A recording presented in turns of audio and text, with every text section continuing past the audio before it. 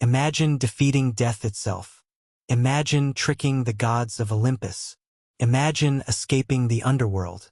Now imagine the gods finally catching you and giving you a punishment so cruel that even today, 2,500 years later, people still talk about it. This is the story of the man who tried to outsmart the universe. The king, the trickster, the man cursed forever, Sisyphus. But here's the twist.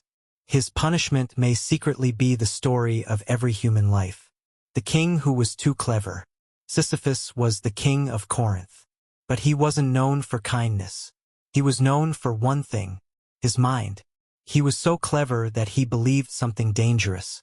If I'm smart enough, even the gods can't control me. And for a while, he was right. One day, Sisyphus discovered a secret involving Zeus, the king of the gods. Zeus had secretly kidnapped a river god's daughter. Sisyphus exposed the secret. Publicly, the gods were furious. But they didn't punish him immediately.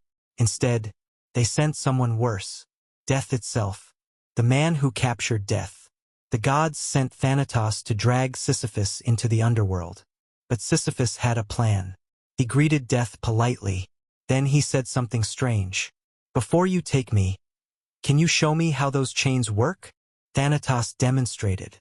The moment he did, Sisyphus snapped the chains around death instead.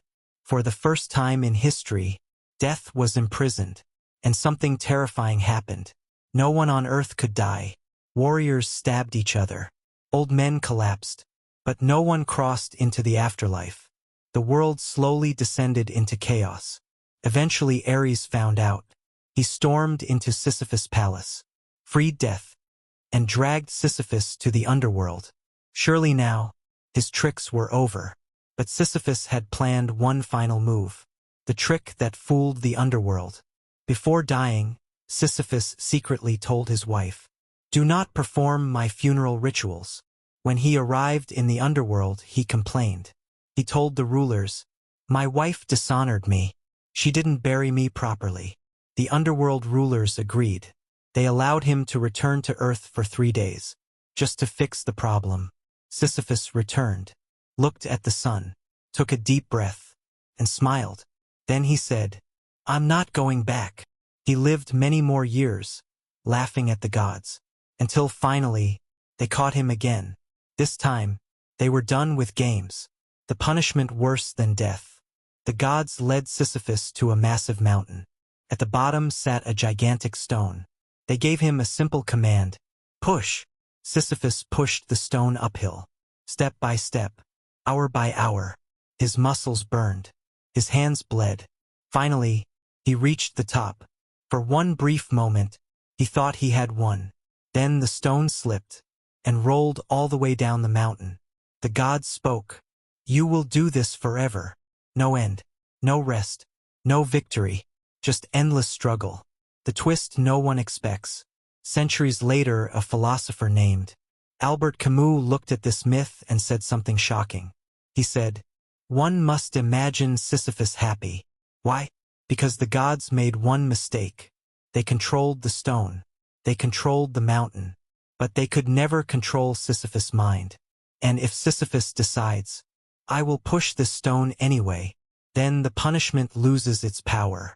The struggle itself becomes freedom. Psychological lessons hidden in the myth. 1. Life is repetitive. Most people are pushing their own stone. Work, responsibilities, problems that never fully disappear. Life often feels like a loop, but that's normal. 2. Your mind defines your reality. Two people can suffer the same struggle. One feels miserable. The other feels determined. The difference is perception. 3. Meaning isn't given, it's created. The gods gave Sisyphus no purpose. But humans are different. We create our own meaning. 4. Resilience is power. The greatest rebellion against chaos is simple. Keep going. Everyone has a mountain. Everyone has a stone. But the real lesson of Sisyphus is this. The stone may fall, again and again. But every time you walk back down the mountain, pick it up, and start pushing again, you prove something powerful. You prove that the struggle did not break you. And maybe that was the real victory all along.